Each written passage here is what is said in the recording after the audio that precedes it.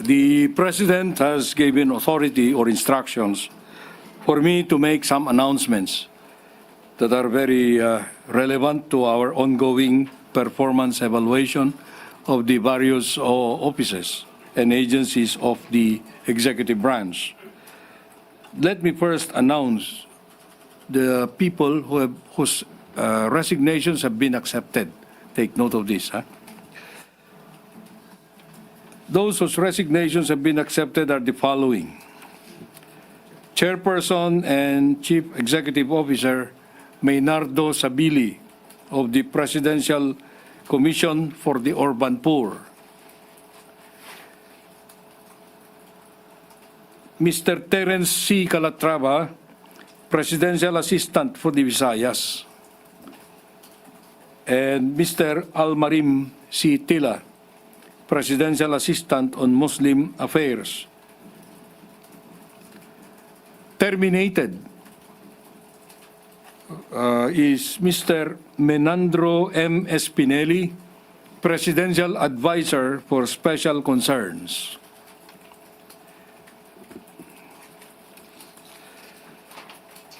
Now, as far as new appointments are concerned, I have to announce that today the President has appointed Attorney Francis Edralin Lim as the incoming chairperson of the Securities and Exchange Commission. He will take over from the incumbent chairman Emilio Aquino, whose term will expire on June 5, 2025. Attorney Lim is a distinguished member of the legal and financial communities. He has an extensive background in corporate and securities law. He previously served as the President and Chief Executive Officer of the Philippine Stock Exchange and is a senior partner at Accra Law. Attorney Lim is also a former trustee and president of the Shareholders Association of the Philippines. He has contributed significantly to investor protection and market transparency through both his professional work and his academic involvement. He brings to this office decades of experience in corporate law, governance, and capital markets regulation. His leadership is expected to strengthen investor confidence and further promote transparency, innovation, and inclusive growth in the Philippine financial sector. At this time, we would like to tell the people that the President is deliberating on his first historic appointment to the Supreme Court. We received the list from the JBC only recently, and he is poised to make his first appointment in that court. We cannot make any announcements yet on who his choice will be. The next part of these announcements will dwell on which of the cabinet secretaries and high officials will be retained. This has come to be important to us because we have to clear the uncertainties in many agencies and offices. So please pay attention to this. The resignations of the following have been declined by the President. That means they will continue to serve in their respective offices. Department of Agriculture Secretary Francisco P. Chu Laurel Jr. DAR Secretary Conrado M. Estrella III. DepEd Secretary Juan Edgardo M. Angara. TESDA Secretary Jose Francisco Benitez. Dole Secretary Bienvenido Laguesma. DSWD Secretary Rexlon Gatchalian. DOH Secretary Teodoro Herbosa. DMW Secretary Hans Leo Kakdak. DOST Secretary Renato Sulidom Jr. DOT Secretary Maria Esperanza Cristina Frasco. DICT Secretary Henry Ruel Aguda. DOTR Secretary Vivencio B. Dizon II. DPWH Secretary Manuel Bunuan. Chief Presidential Legal Counsel Juan Ponce Enrile. PMS Secretary Elaine T. Masukat. MMDA Chairman Romando Artes. MINDA Chairman Leo Tereso Magno. Secretary Antonio G. Sariles, Presidential Advisor for Mindanao Concerns.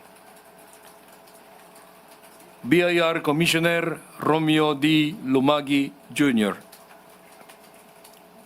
Bureau of Customs Commissioner Bienvenido Rubio. Treasurer of the Philippines, Sharon P. Almanza. At this point, may I also add a clarification. When we made that announcement regarding the forthcoming designation of Secretary of Foreign Affairs, Enrique Manalo, to be the next permanent representative of the Philippines in the United Nations. This will take effect most likely August 1. But because of the necessity for him to be confirmed before going over to as permanent envoy to the United Nations, the President recognizes the designation to be considered as done only after his confirmation. In the meanwhile, he will remain as the Secretary of Foreign Affairs. In the meanwhile, because there was a misunderstanding maybe about when he would really stop performing or discharging his duties as Secretary. So I am now ready to receive your questions. Okay.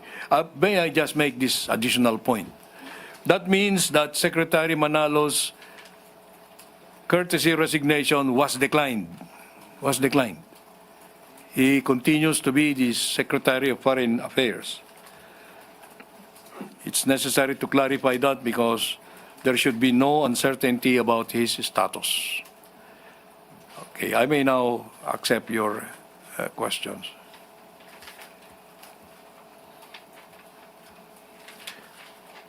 Ivan Mayrina, GMA News.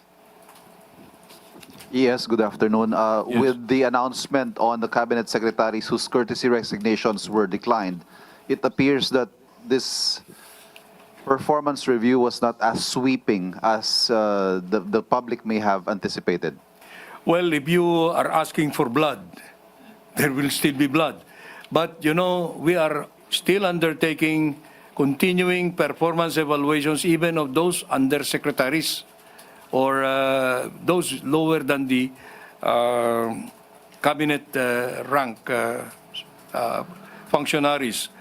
I assure you that this is a very sweeping and thorough evaluation being made by the President and the panel of his choice regarding those who will be remaining in office, and those who will be ultimately ousted.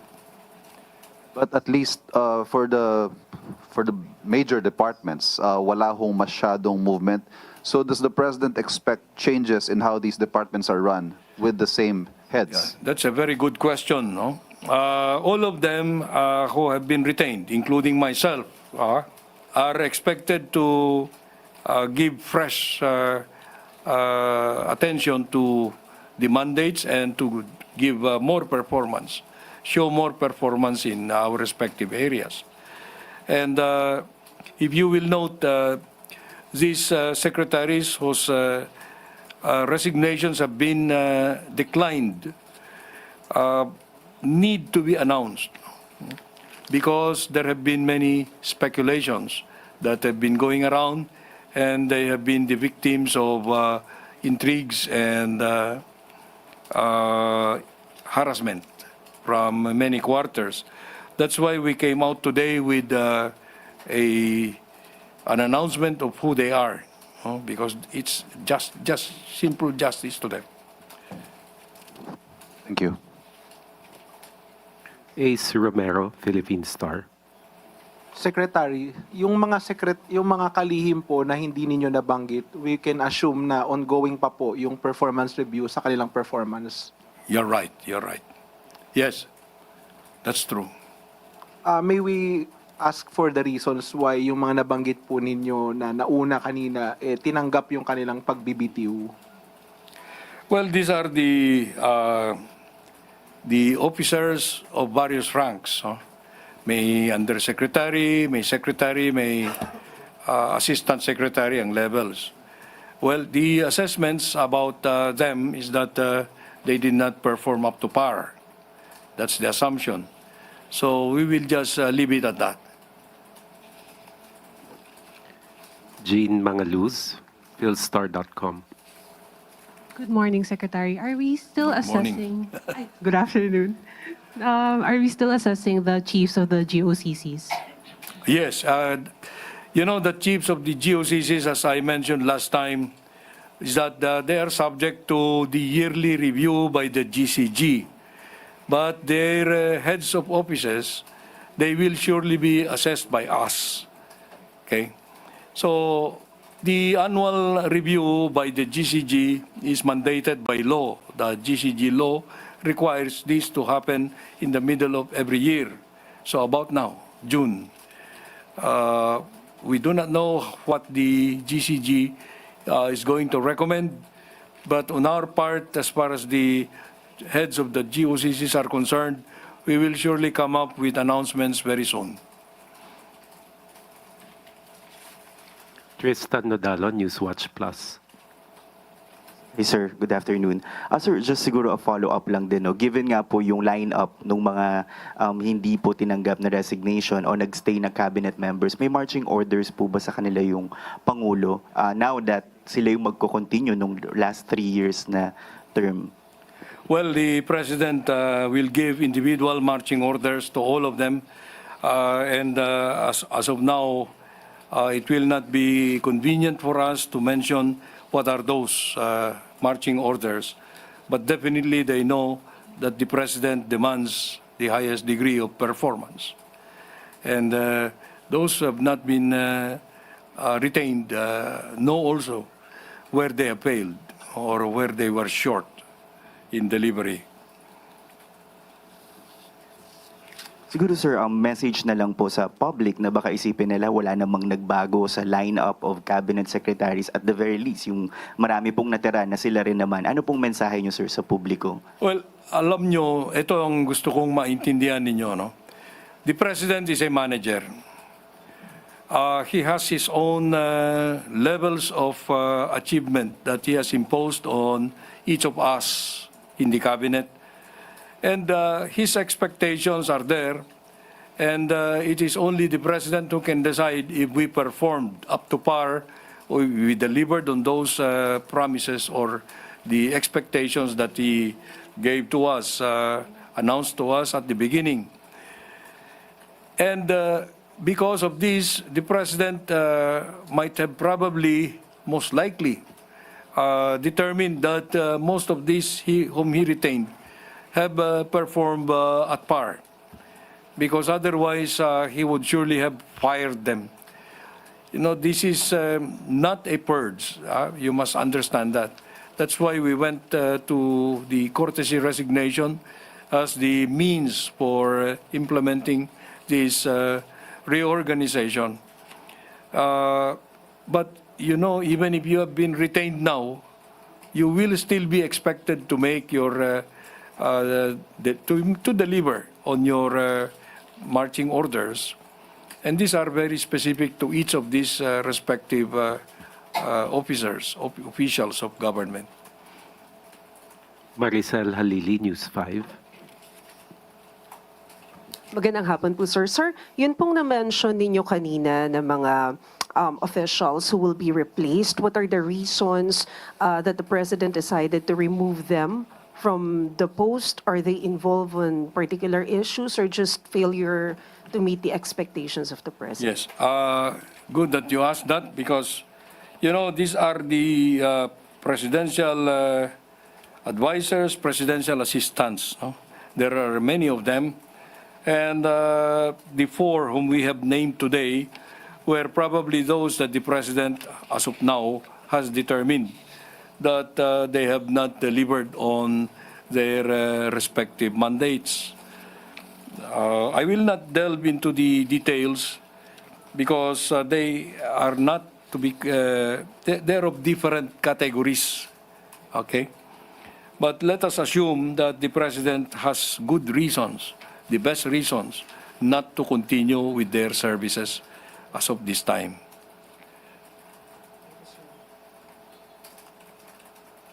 Any more questions? And that's the media briefing of Executive Secretary Lucas Bersamin. Among the courtesy resignations that were declined include DOH, OWA, DOST, DOT, DICT, DOTR, DPWH, BIR, and BOC chiefs. Enrique Manalo stays as DFA Secretary. Follow the Money is up next. Stay tuned to BNC, the Billionaire News Channel.